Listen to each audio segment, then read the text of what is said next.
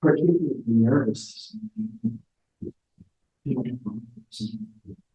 Um, they want to develop posture, and the reason is that this probably isn't going to come up the way that you guys expect at this point. Posture, it's a little bit more in depth. You know, I've been teaching this course on mountains and water suture by different, and it just struck me in going through preparation and studying for this course that this practice isn't what I first thought it was. And it's much more, there's much more depth to it than I first thought. And another reason this came up for me is that I recently had the opportunity to do a podcast with a friend of mine, coworker, and the name of his podcast is Set Yourself Free. And we both work in the field of mental health and addiction. And it's basically the world of professional addiction treatment and how those professions think about the causes, treatments, and prevention strategies for people with mental health and addiction issues. And so he's also been attending my course on Mountains and Water Sutra. And so he wanted to have me on this podcast to talk about a couple different things. And it's basically setting yourself free from addictive behaviors. The title of the podcast, Set Yourself Free. And in the course of our discussion for this podcast, I just had the opportunity to reflect back on kind of the roots of my interest in this practice, in these teachings. And if some of you have been coming here for a while, you've heard some of this stuff before, so I apologize for the redundancy on this. But it really brought back memories about what you're doing to this practice in the first place. And so I remember watching a movie 7 Years in Tibet quite a while ago. I think it was 15 years old. You know, and that there was a scene in that movie where, and this was right at the age where I started getting interest in,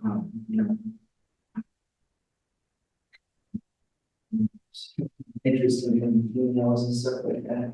And so that was just really immersed in my thinking at that point in time. And I had a particular way of thinking about to attract people that I was interested in. And that idea was really to be the biggest and the best, and the best. I felt like if I could project myself as being somebody who was the leader or having this stuff all together, if I had money, I had status, I had power, that kind of thing. I really felt like that was the gateway to meeting a partner, and this was enmeshed with the gangster lab at the time. I was really drawn to that culture, and I'd see the rap videos where there was a lot of jewelry, cars, women and stuff like that. And at the time, that was pretty real. So that coupled with this almost sense of inferiority that I had as well. So it was like I, from a young age, didn't feel like I fit in. I was an outsider to, people in general. And so I could be in a crowded room and even know people in a crowded room, and I feel completely isolated. And so these two things, kind of set me on the path, which I think is enmeshed with addiction and some mental health issues as well. And it was right around that time when I came across this movie 7 Years in Tibet, and there was a scene where the humble guy got the girl, and I was really struck by it because that was counter to what I thought. And for me, it was a sense of freedom where it's like, wow, there's a way to live this life where I don't have to act. I can just be myself. And so basically appearances of practice was really appealing. That there was a way of life that I didn't have to put on a show. I could just be authentic. So that's what really first drew me to this practice. And this is really kind of superficial understanding in a way. Maybe not. But there was something about this that was very appealing and was counter to my usual way of being. And so we talked about that and a little bit about my path to actually getting into recovery. And so I entered recovery at the age of 26, I think. And when I first encountered the model that was being presented to me was that selfishness, self-centeredness is the root of my problem.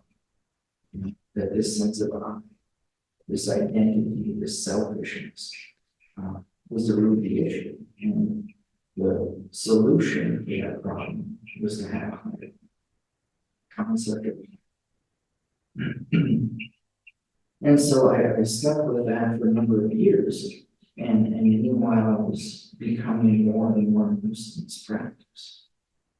And it just struck me at a certain point that while I was going to meetings and practicing a specific program, it didn't really align with how I came to understand the world is, and so that was a real issue for me. And it was after I moved down to Minneapolis here, and so right around the same time, I became aware of a Buddhist approach to recovery.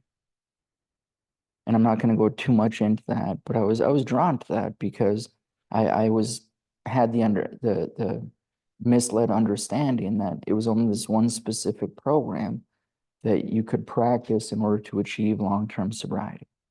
So a new type of approach was kind of scary, but it was also very appealing because it was like, wow, there might be a different way that I could approach recovery and maintain recovery long-term. And so I got together with a group of friends, some of which practice at this center, some of which do not. And we started reading the literature that was being put out about this Buddhist approach to recovery. And we started a meeting. I'm happy to say that it still is going on today.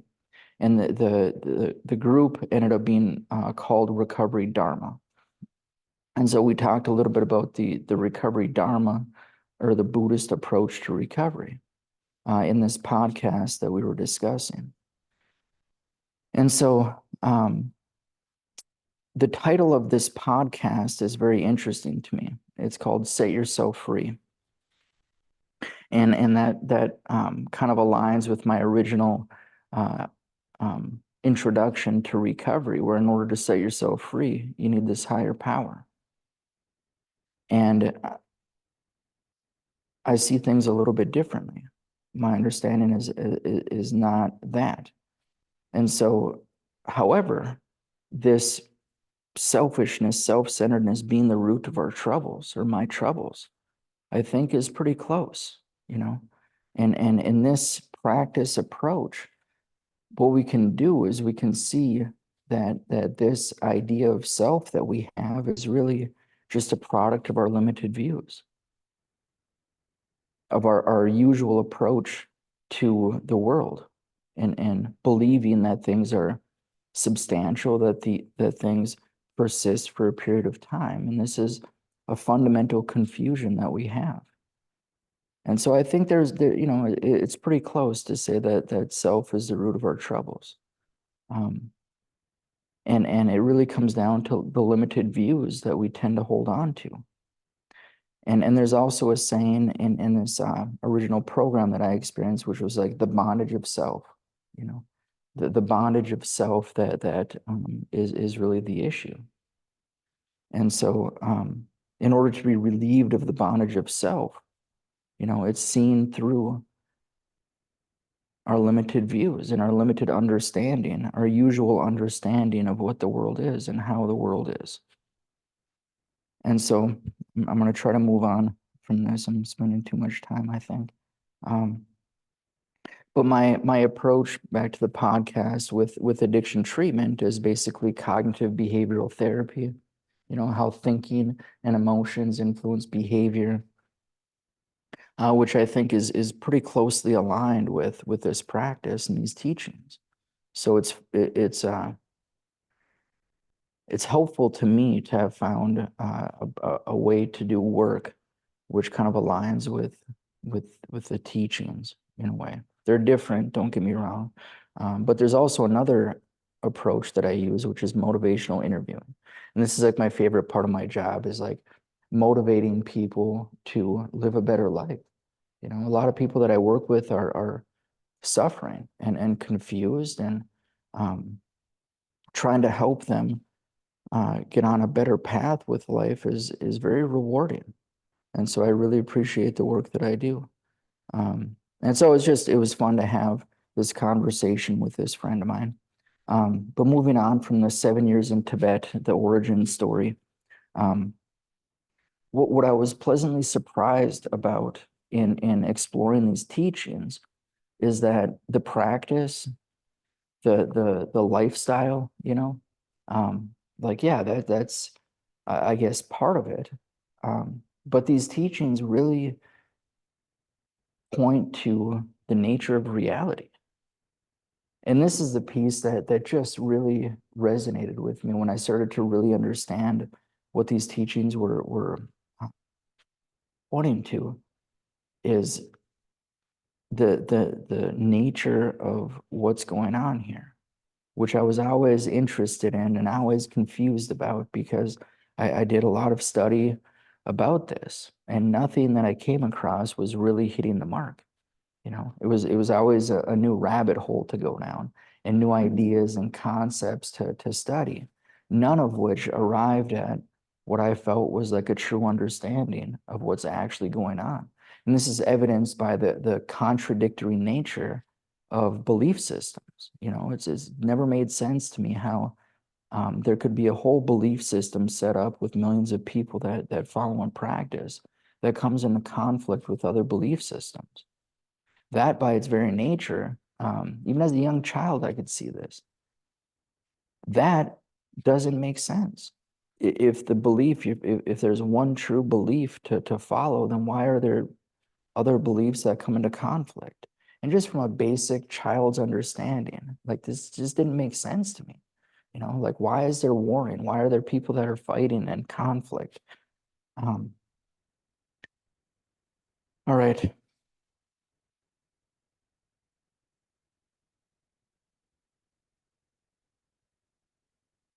So a go-to for me is Zen Mind Beginner's Mind. Whenever I go to prepare for a talk, you know, it's like if I don't really know what it is that I want to talk about, I just start picking up books that are on my desk and my at my work is where I do a lot of my reading, you know. And Zen Mind Beginner's Mind is always there, and I always think it's a really good go-to for you know, kind of preparation for a talk or study, that kind of stuff. And so I picked it up, and I missed this when I first read it. It's the very first passage, the very first essay or whatever you want to call it of the book, and it's called Posture. And I'll tell you, early on in my encountering these teachings, that to me was boring. You know, it's like, why do I want to talk about posture? It's like I want to get to the real meat and potatoes of what's going on here. And I did the best I could to try to bypass that stuff and just get to the real good stuff, you know. Well, that was very limited understanding, you know, and I'll try to bring that out in my talk today. But posture is actually a profound teaching, you know, and I think Suzuki pulls it out. And what I like about this piece is that he really goes from posture to life and death, you know, which to me is pretty amazing. How he can pull out really rich teachings on something seemingly mundane, but that's the nature of these teachings. So I'm gonna start reading from Suzuki. This is Zen mind, beginner's mind, posture. These forms are not the means of obtaining the right state of mind. To take this posture is itself to have the right state of mind. There is no need to obtain some special state of mind. So there is no need to obtain some special state of mind. And usually that's how we commonly come to this practice, with ideas about what this is. And very common to, when we first start learning about this, to believe that practice is about achieving something, about achieving some special state of mind. And if we can only get that special state of mind, we'll be free, we'll be happy. And so this is very common, and I'm not putting this down. It's probably helpful in some ways. But this Zen mind that Suzuki, the whole book is about, is not a particular view. And so when we, in our common understanding, we might think that we might have an idea that Zen practice is about obtaining some special view that we have on the world, people, places, and things that we can achieve by sitting practice. And if we get that, if we achieve that, that's what all the teachings are pointing to.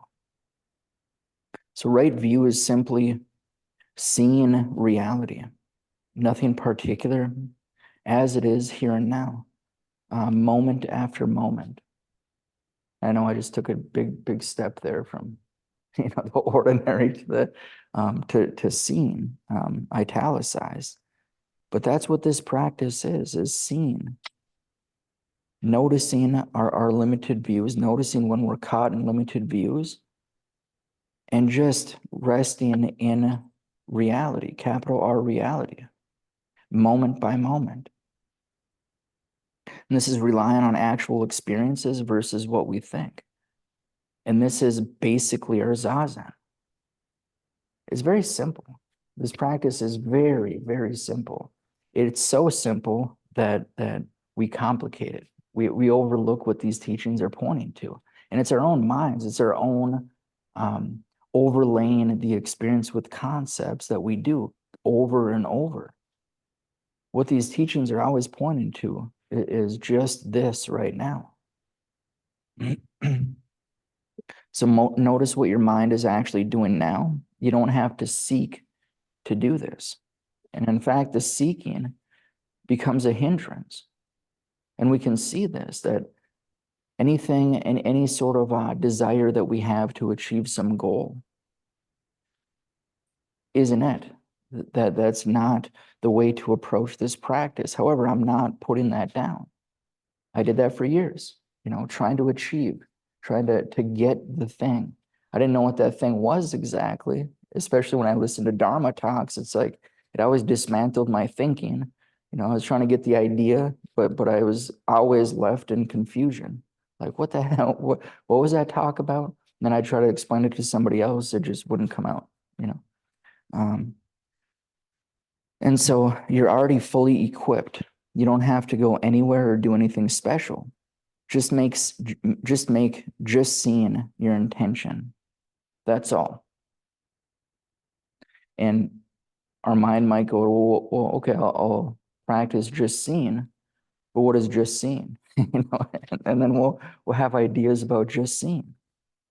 It's just this, prior to overlaying it with conceptualization. And that's exactly what our practice is watch your mind is something that used to be said here a lot. And I appreciate that because that's what it is. You watch your mind and you can see the limited views that can consistently come up. It's constant, it's incessant. And it's just noticing that, just noticing when we're caught in our thinking. Dogen's teaching is different than traditional Buddhism. And if you don't know, Dogen's the founder of the Soto Zen school in Japan. He wrote Shobo Genzo, very influential teacher. But the traditional approach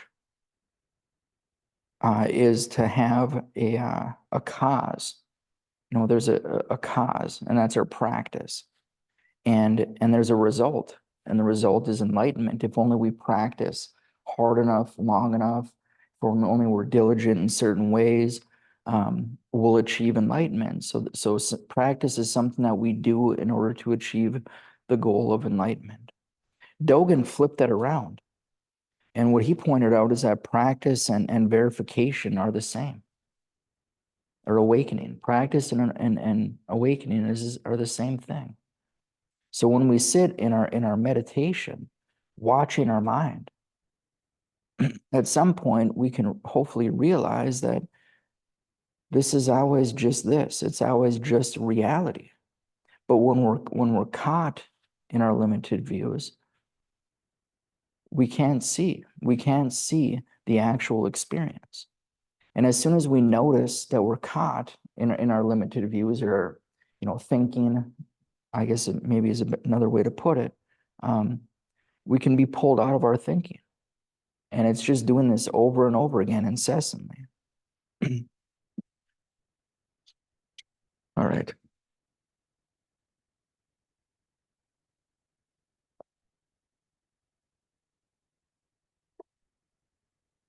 Now, then he goes on, this is Suzuki. Now I would like to talk about our Zazen posture.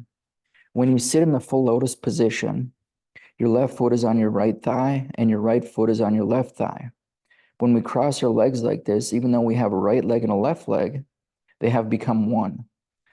The position expresses the oneness of duality, not two and not one.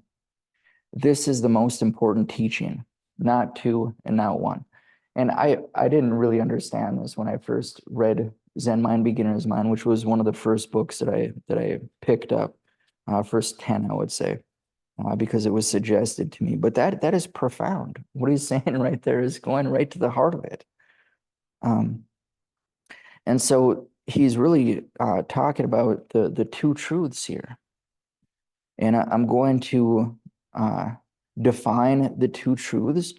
If any of you guys have been in my classes or heard my talks, I just want to apologize up front for like defining things. I've been on a mission for the past year or two to really get my use of these terms correct. I mean, it's only been 12 years that I've been here practicing, and so I guess it takes me a while. I guess. But I'll define things, and I do that as a way to be very clear about what it is I'm talking about. But also, hopefully, at some point, I won't have to define these anymore, and I can just say it. My memory isn't so good, so apologize for that. But the two truths, relative. So it's relative and absolute. Relative is conceivable, contingent, dependent, contrastable, changeable, graspable, objective, subjective, formed, and so on. And so this is, it's also said the world of this and that. So it's our relative ordinary understanding of the world, of things, people, places, and things, ideas, concepts. This is all part of the relative. And then there's absolute. Absolute is not relative, not conceivable, not contingent, not dependent, not contrastable, not changeable, not graspable. You get it. It's not. It's negating all of the things I just said for the relative. And this has been an issue for me in recent history because I really want to convey what it is the absolute is. It's impossible to do, except for to negate what, except to say what it isn't, because we can't form an idea about the relative, or about the absolute. I mean, any idea that we have is not it. And so the only way that we can even talk about this is to say what it is not. And for sure, it's not our limited views. It's not our conceptualization.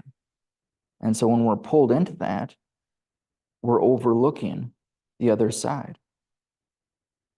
And consciousness is the conceptualization of relative truths. Awareness is the perception of absolute truth.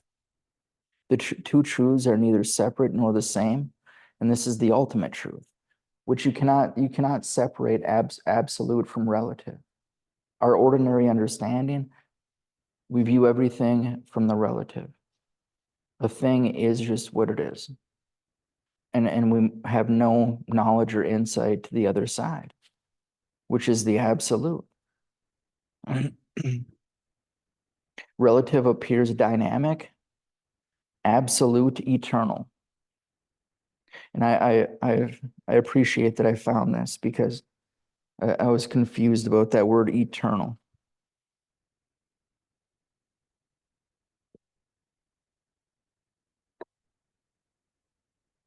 So it reminds me of back in the day when I was really mulling these teachings over and trying to figure out what it is they were pointing to. I think I was still living in Duluth at the time, and I had gotten Steve Hagen's email address, and I was going back and forth with him a little bit, but I was starting to really understand what this conceptualization was, and what concepts were, and how that related to the relative world and the two truths. And I was thinking so much about this, and it just kind of occurred to me, like, what is not a concept? I was just mulling this over, and it just seemed to me that, like, anything that I can look at, point to, talk about is conceptual. So it's just like, where do I go? Where do I go from here? Like, it just seemed like this whole world is based on the conceptual, and that was my question, is like, what isn't a concept? It was like anything that I could think of, point to, talk about was like conceptual. And it was like I was in the dark on this for some reason. And his response was to what isn't conceptual. And he said reality. Just this, it is not conceptual. But I don't know if I said that right. But it doesn't negate the conceptual either. So conceptualization, consciousness is a part of reality. It's inseparable from reality. So this is never discounting the conceptual, but it's just that the conceptual doesn't actually capture reality, totality. But if we can see that, if we can develop an ability to just see that, that's our practice. All right. So going on with Suzuki, our body and mind are not two and not one.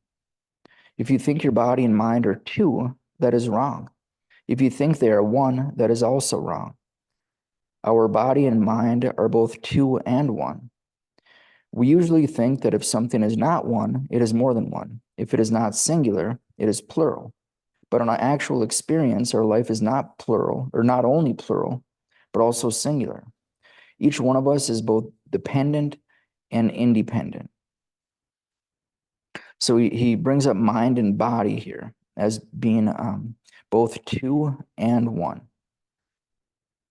And so this is the mental physical dualism that's embedded in Western thought. This is a relative understanding. But as I was preparing for this talk, I went over to the coffee shop down the street, and there's some caveats to this. And this is where I do get a little tripped up sometimes with the words, and the meaning, the way teachers are using them. And so I'll go into that a little bit more later on. But this mind-body dualism is really embedded into our way of thinking. From a very young age, became clear that the mind or thinking, is separate than my body. The body is physical, it's material, and this is, what ceases to exist at a certain point in time. But the mind, the soul, that goes on forever, I guess. And this is pretty common in our societal views, I think. But here Suzuki is using our posture as a way to express the oneness of duality. So you can't say it's all one. You can't say that it's all absolute. Like maybe we start to get some understanding of what the absolute is, and we might think, well, it's all just one. We're not separate, and we might go to the far end of that spectrum and just want to be in the absolute. But that's negating or overlooking that you can't say it's only one. Can't say it's just one, because it also appears as two. And so we can't say it's one, and we can't say that it's two. And this is the non-difference of relative and absolute. It's two sides of a coin. You can't pull these apart.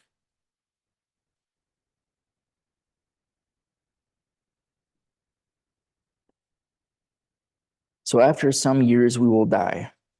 If we just think that it is the end of our life, this will be the wrong understanding. But on the other hand, if we think that we do not die, this is also wrong. We die and we do not die. This is the right understanding. And this for me is pretty profound when I heard this early on, but I didn't quite understand. I heard this saying, to clarify the great matter of life and death, and that was the meat and potatoes for me. I was like, I really want to know, what is the right understanding of that? How do you clarify the great matter of life and death? How can you, maybe I'm going to learn through these teachings how I can not die, or something like that. And so for a long time, I was mystified by this, and I searched through the literature and talked to some teachers and tried to, so do we die or do we not die? Like what's going on there? And I just could never arrive at like a conceptual understanding of what exactly that is pointing to clarify the great matter of life and death. And here Suzuki is saying we die and we do not die. So in coming to understand a little bit about what that's pointing to, is that we do not exist in the way that we usually think. So we usually think that we're something particular that is separate and apart from the rest of reality, and that we persist for a period of time, and then cease to exist. But the problem is that word exists, because that really does imply a persistence, something that doesn't change.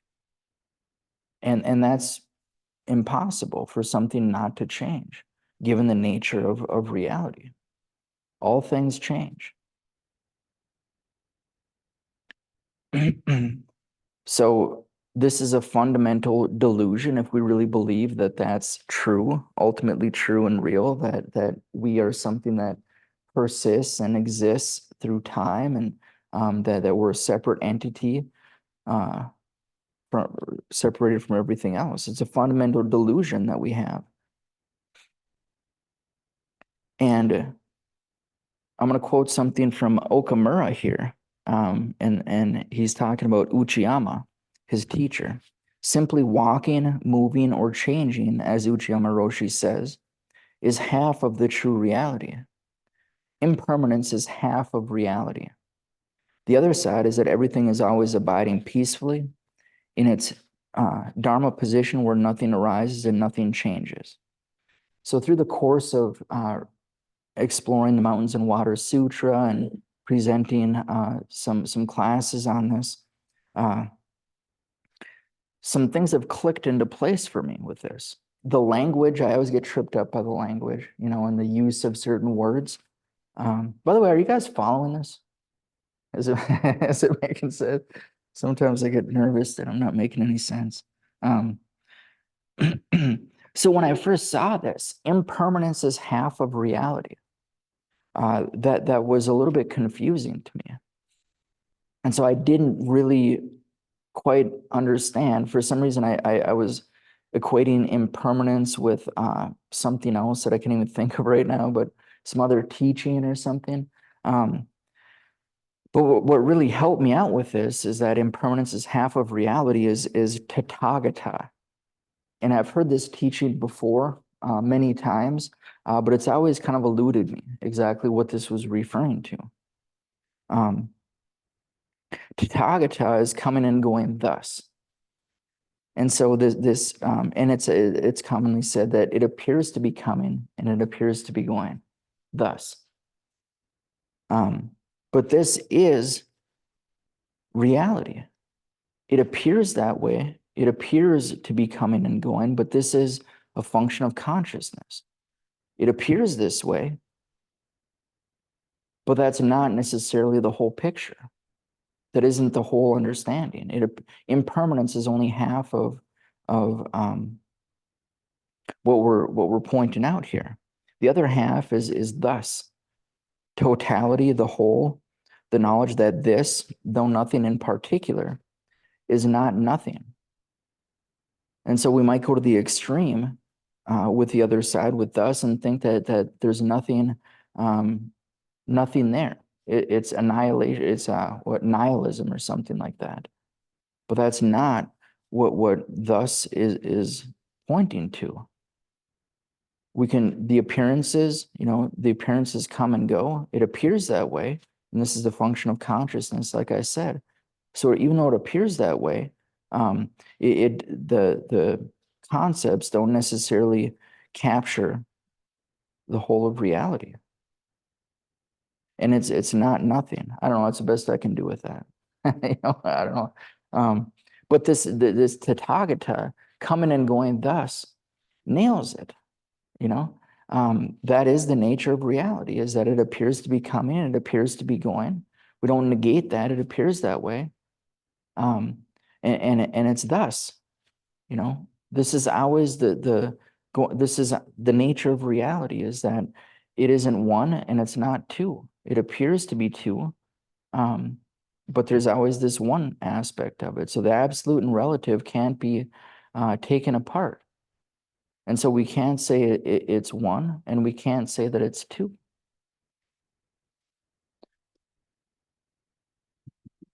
All right, so some people may say that our mind or soul exists forever, and it is only our physical body which dies. But this is not exactly right, because both mind and body have their end. But at the same time, it is also true that they exist eternally. And even though we say mind and body, they're actually two sides of one coin. This is the right understanding. And this is where I have a little bit of difficulty with the way that Suzuki worded this, or the authors worded this. Because to say that mind and body are two sides of one coin, in our usual understanding of this, when we say mind, this is your mind or my mind, this is like something particular, somebody's mind. And to say that that's on the other side of the coin from body doesn't, I don't know, I just doesn't resonate with me. I have some difficulty with that. So mind, soul, body, this is of the conceptual. This is how we usually interpret the experience. The relative appearances of coming and going, like that's one side of the coin. The other side is that this is the absolute. And so these are not two. And so there's a subtle thing that I'm pulling out here, and I don't know if you guys are catching it, but it's like mind and body in our usual way of understanding that is like when we say mind and body, these are both ideas, okay? And so the other side of the coin from conceptualization, or from the relative, would be absolute, the whole, totality. And so these are not two, and you can't separate those. But I don't, and maybe Suzuki, it would be better if it was capital M mind or something like that. But these are not two. Mind and body are not two. And understanding this from our usual approach, like that's what we think in the West especially, is that mind and body are separate. Well, there's a fundamental confusion with that whole setup. And so I'm not able to bridge the gap succinctly here, but hopefully you get what I'm pointing to. Right. Are you? Is it making sense? Okay.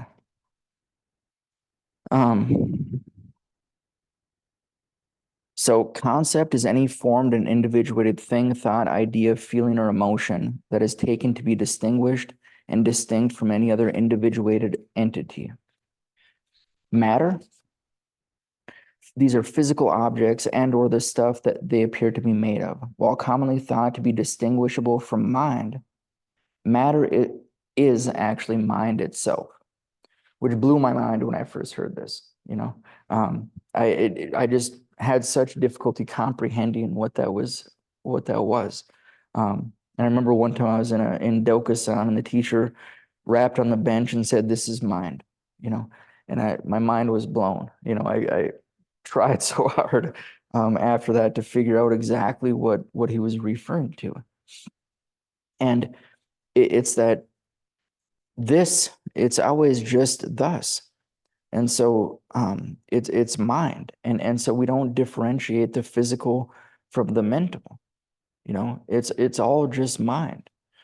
And this whole setup of mind and body right from the very start doesn't actually capture reality with a capital R. So mind with a capital M does not refer to your mind or my mind or to anything like our concepts of either. There's only mind or the one mind. It's all one mind. So to pull this apart and say mind and body just doesn't capture it. So when we take on this posture, it symbolizes this truth. When I have the left foot on the right side of my body and the right foot on the left side of my body, I do not know which is which. So either may be the left or the right. And this is the merging of difference and unity, or the non-difference of relative and absolute. We're always at this intersection. It's always thus. At the same time, everything is always appearing to change, always appearing to come and go.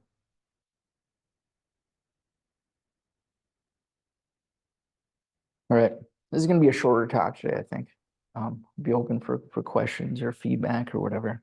I wanted to end with a couple. I always forget the name of these. The one's a poem, the other one's just like a koan. But this is Samadhi of the Treasury of the Radiant Light by Uchiyama. He wrote this when he was in his 70s, and he really thought he was close to dying at this point when he wrote this poem. But then he went on to live another 10 or 15 years, and so he was off the mark on that. But when he wrote this, he really had that sense that he was going to die. And so the richness of that, I think, really comes through in this poem. And he's really pointing to the two sides of reality, two sides of the coin, the relative and the absolute, coming and going thus. So this is Uchiyama. He says, though poor, never poor. Though sick, never sick. Though aging, never aging. Though dying, never dying. Reality prior to division. Herein lies unlimited depth. And the more I've sat with that poem, it is so beautiful and profound. And I not even a whole lot I can say about it, except he does a very good job of pointing to the nature of reality with a capital R here. So it looks like, so though poor, though it looks like I'm poor, never poor. So he can see the actual reality here. So even though it looks like relatively he might be poor, he's never poor. Relative is never apart from absolute. Though sick, never sick. Yeah, it looks like sickness. We can't overlook that. We don't dismiss it. We're sick, we go to the doctor. We take care of that. So never are we saying that the relative is to be overlooked or dismissed. We take care of that. Simultaneously, never sick. Though dying, never dying.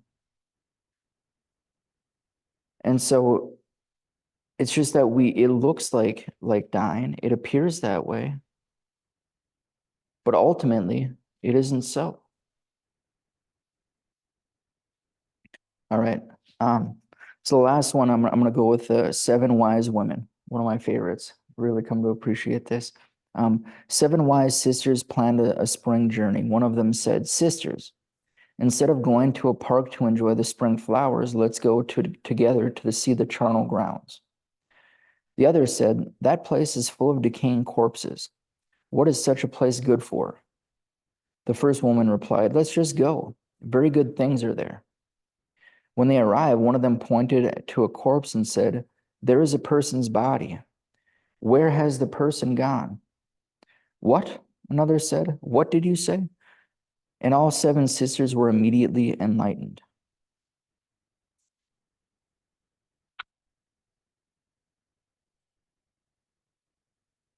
Questions or comments? I would say a few things about that, but honestly, I just went through all of what I would want to say about that. Yeah, go ahead, Mike.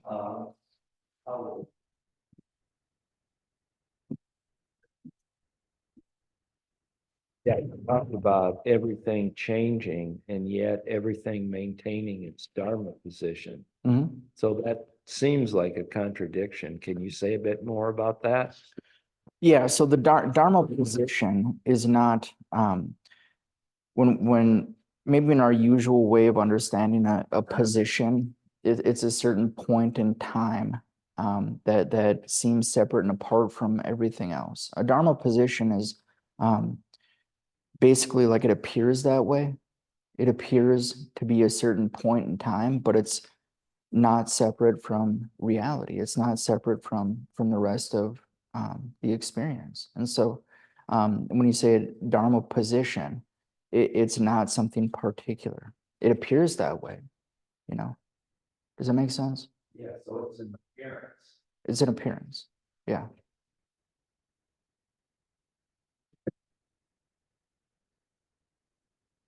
Any other questions or comments?